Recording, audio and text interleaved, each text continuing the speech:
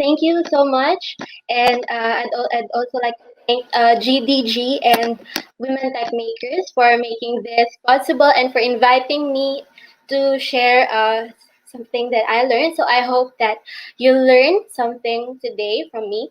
So so a quick overview. So I've been in the industry for almost about 2 years now, and although there's still a lot to learn, yes, because pursuing a career in development in our field is also like signing up to a never-ending learning journey, which is good. Yes, it is good because it keeps our mind sharp and all. So uh, it shapes our growth not just in our career but also in our life as well. So off of that, so this afternoon I will be talking about a beginner-friendly introduction to React.js. So for those of you who aren't familiar with React or is just starting to learn React just like myself, so I hope that by the end of this presentation, you'll be able to understand the fundamental concepts of React and will encourage you to dive into the world of React. So let's get started. So we will be following this agenda. So we will be talking about what is React.js, what is its main concepts, and getting started with React.js. So for everything else, before the hows, before the whys, so we will be starting with what is React, who created React, and when was it first released, and so on. So so React.js, it is a JavaScript library for building user interfaces. So, in case you didn't know, the developers community has been discussing whether in which category does React really falls into. So, some developers say it's a framework because of its intensive amount of support. It also has a lot of plugins and extensions available. So, available. So if you are wondering what's the difference between a library and a framework, so when you say library, it is a set of reusable functions that you are in full control as to when you'd like to call a certain functions and tweak its configurations. And whereas the framework, it often usually follows a convention rather than configuration, and it immerses you to follow its workflow. So I think it might help to share with you all this good analogy that I have read somewhere in an article.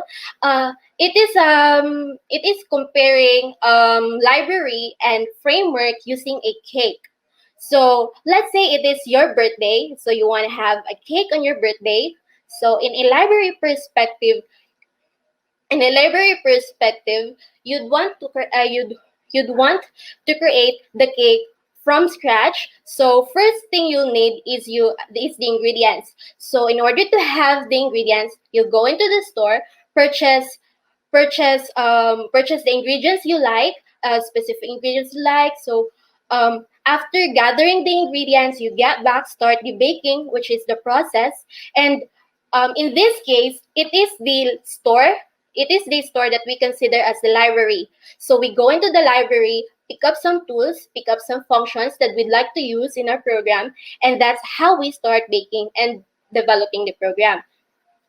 In a framework perspective, um, you still want to have that cake, but in a different configuration. You'd go to a baker. You'd ask the baker you'd like to have some cherries on top, some whipped cream, and then additional configurations on your cake. And then by the end of it, you'll have your cake on you. So that's like the difference on how you use the library and the framework. So I hope that clears that React isn't really a framework, but it is a JavaScript library according to reactjs.org itself. So, as for the history, React was created by Facebook in 2011 for their own use. for their own use. So as we all know, Facebook is one of the most used applications in globally. So they have created a technology to create their own apps. And by 2012, Instagram started using React as well, because Instagram is a subsidiary of Facebook. And then by 2013, React have made um, Facebook have made React open source and available to the public. And then at first, the developers weren't very welcoming because of its markup and JavaScript in a single file. So also its component-centric approach that wasn't really a thing for developers back then. But it, as soon as they started discovering or understanding how it solves some concerns, then they started to embrace it and used it, and then from then on, the community of React has been growing steadily. And then by 2015, Facebook has made React Native, which is the library for building native mobile apps for Android and iOS. So they have made React Native open source by 2015, and then so on. React has been emerging and has been the most used and most loved JavaScript library. So one of React's most famous quote is that they say that learn once, write everywhere. So learn React once, and you'll be able to write everywhere. So why? Why does it say have to learn it once? So, and also, why ReactJS? So ReactJS is flexible. Yes, they mean it when they say that you have to learn it once and then you can write everywhere, because ReactJS allows you to create web applications using ReactJS. Um, you can also create mobile applications using React Native, and even desktop applications using Electrons. So that is very versatile for React. So um, so that's what they mean when they said learn once and write everywhere. So next, developer experience. So developer experience is as important as user experience.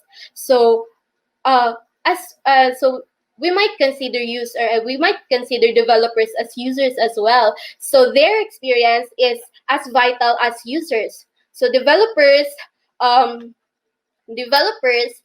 need to have confidence in the tools and technologies they use, in the SDKs they use, the frameworks they use. So it is important to prioritize the developer experience in the development. So what React offers is a rapid development. It has extensive amount of extensions, plugins available, and support available in the internet already. So its community.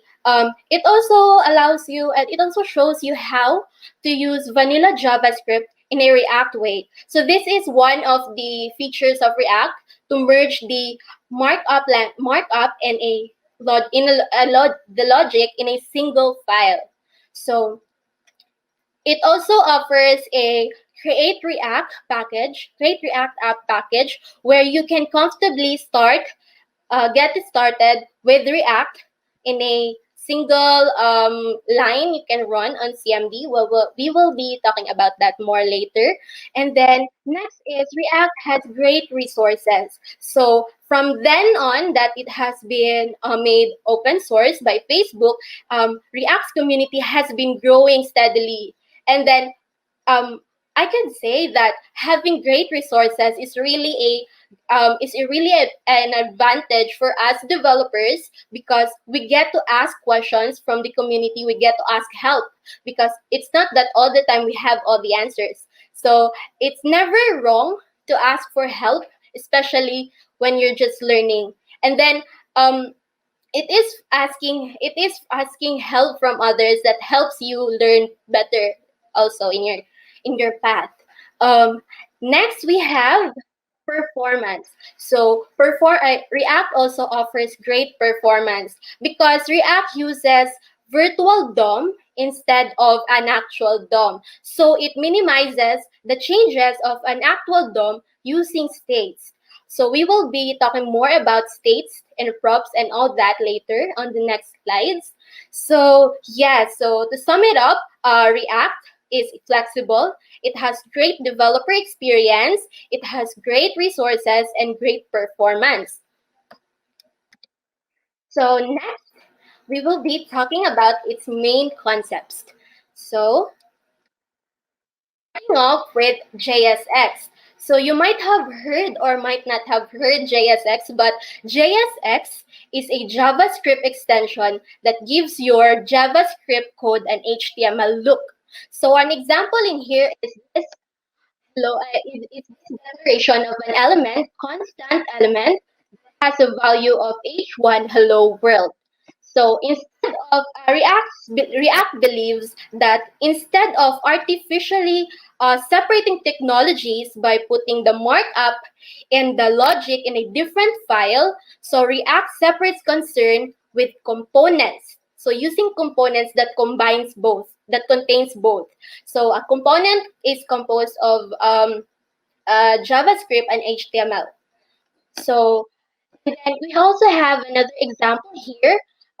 This is the same declaration in this example, but has a class name.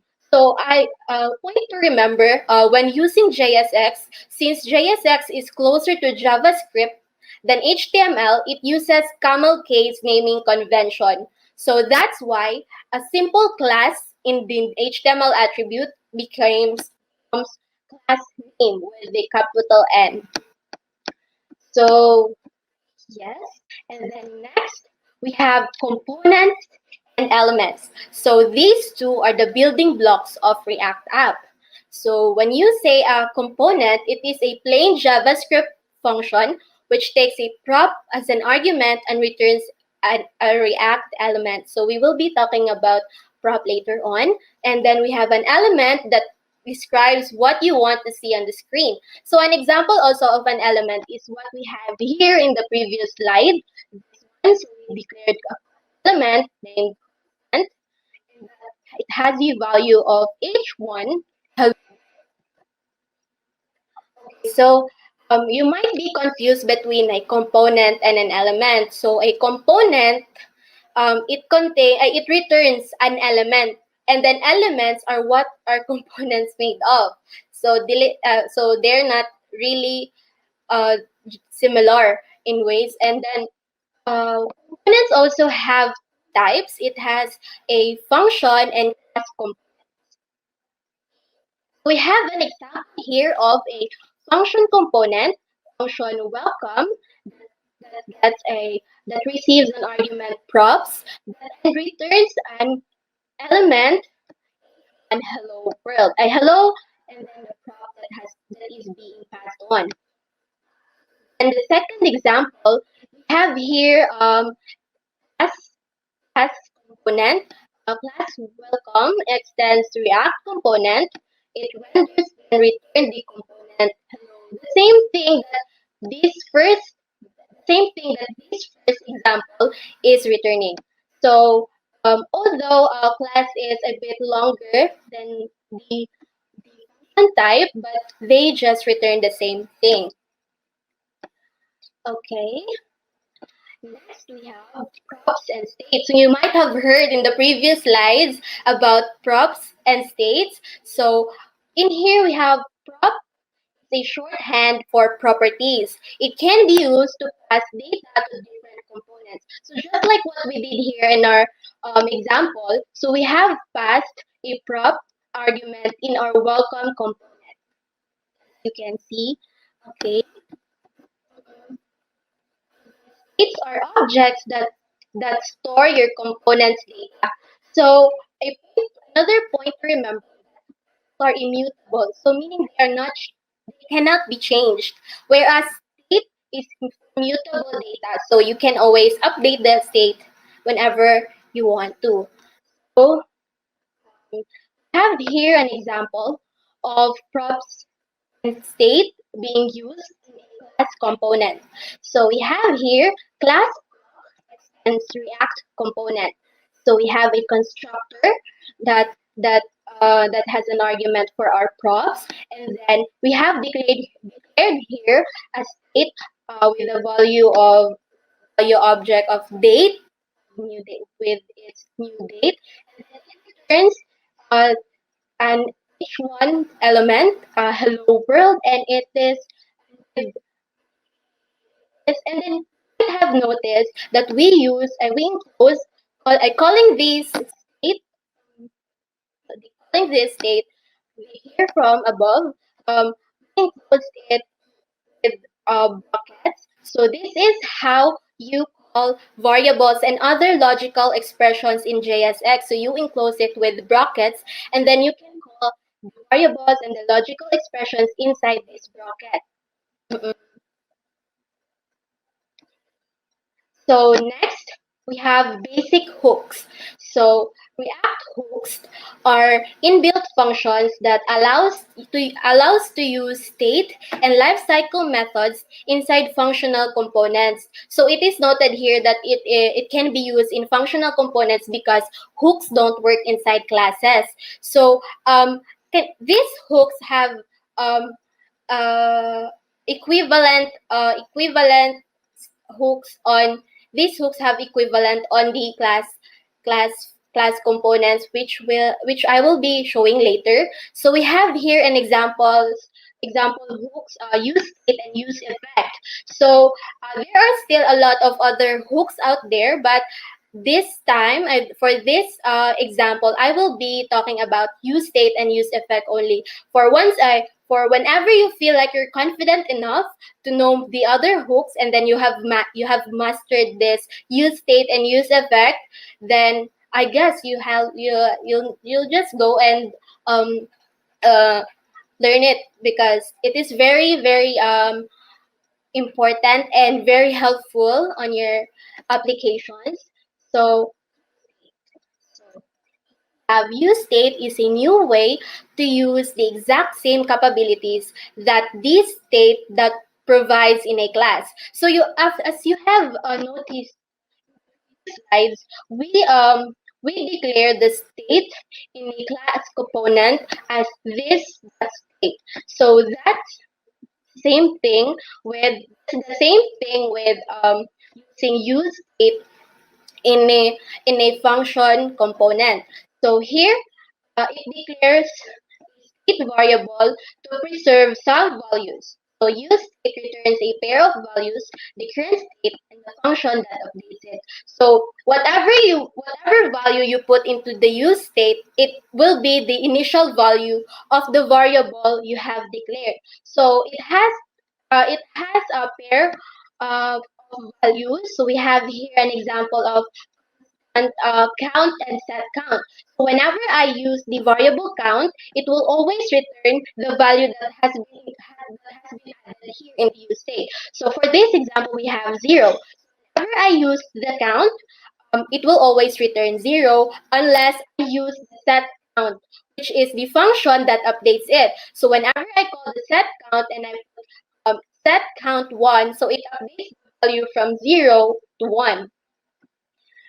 And next, we have a use effect.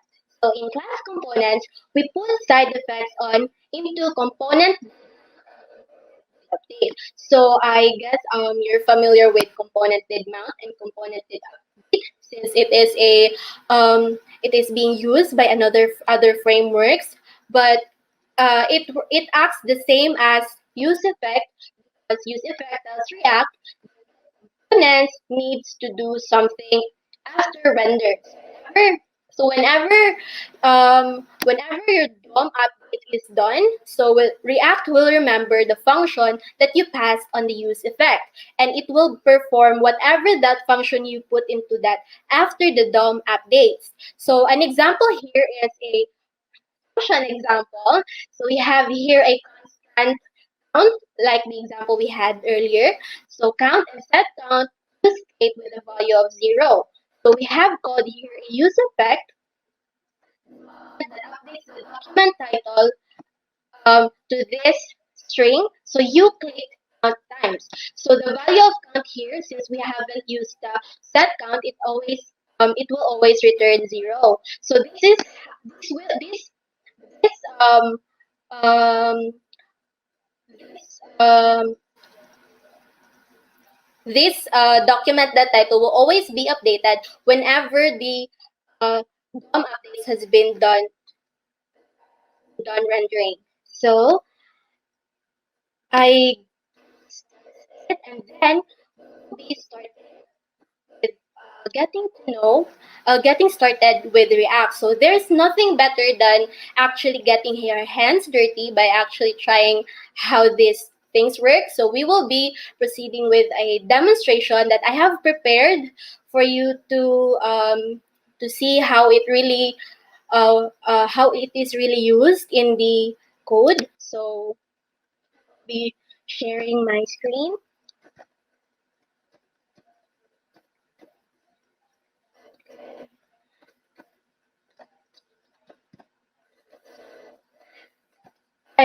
Uh, Before that, I'd like to introduce you Create React App Package. So this is a very great tool that helps developers get started with React in a very comfortable environment, in a very comfortable way. So if you're familiar with npm and all, you'll just run this code. So npx create React app like your app to have, and then you change the directory to that app you have just created, and then you just have to input npm start to see the changes in your applications.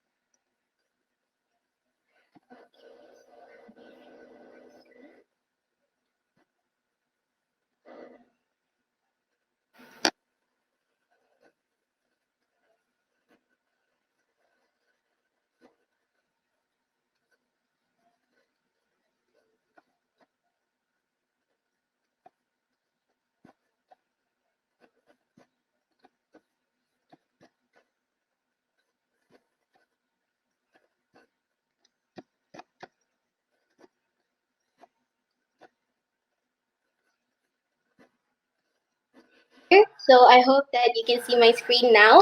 So this is an example of an app that has been generated through Create React App. So in here, we have this files that has been generated already. So we have app.css, app.js, app.test, but we'll talk about the app.js, which is the main file for our application. We have here an example of an object. So we have an object that contains a title with string that says IWD21 intro to ReactJS. So this is an example of an that we will be going to pass onto the login component. So we call login component using here. So we import login from login.js. So we passed this object component. So this is now the props for login.js. So in here, you can see that we received the object in here as props. And then we have an example. We also have an example here for the use state. So we have here a variable CMP name and set CMP name. So we set its initial value to login component, and then we update. So every time the component has been rendered, so we update. So we update the login component. We update the CMP name into login component 2, and every time it is being rendered, the DOM has been changed. We will be displaying this on the log, the whatever the string value. We also have here an example of an element of an component. So I have here prepared a simple form example. So we have So this form is actually a Bootstrap component. So I have imported Bootstrap and utilized it. So we have an example here of a input name and an input text type and a some login button. So let's see how it looks.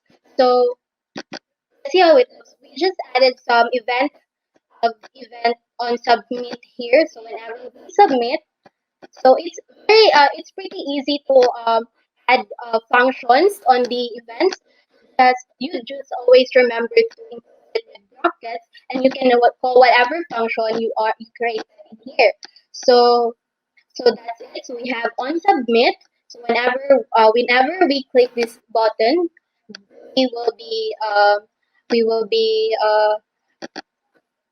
we will be displaying this button please click from the handouts.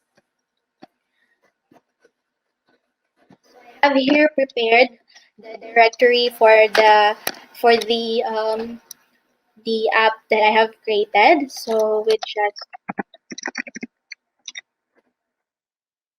npm start and then wait for it to show. So this is a very quick demonstration of how it looks like on the code because it is never not enough. We don't have enough time to explore and discuss it one by one. So I hope that you would like to try this on your own there if you find it interesting. So in here, the app is starting. So yes, we have here. This is our element. The value is this. The value of this string was passed up. So if you can remember, we have it here. We have it here. The act with its title IWD21 Intro to ReactJS. So so we passed on. So accepting the value from props, we pass it on to this element named title. This component, it is a component. This component named title. So we have its value, get its value from the props. So from the props, that object then title. So their ID IWD21. And then we call this component here. So this is where this IWD is from. IWD is from. And then the form. So we have here a username. So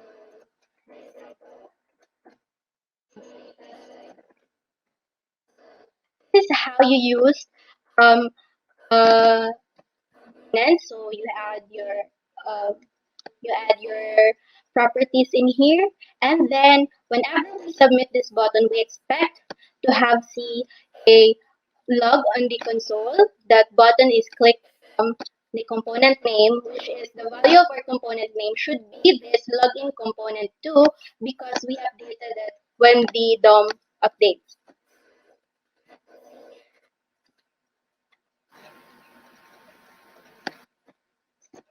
So yes, we have here is clicked from login component.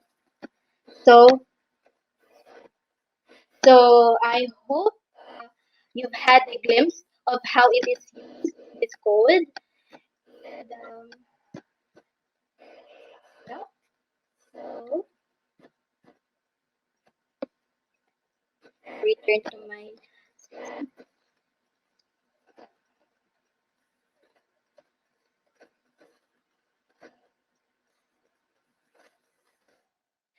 And I'd just like to leave this that you don't have to be great to start, but you have to start to be great. To be great. So that's it. So thank you, and you can contact me if you have concerns or anything through this email. And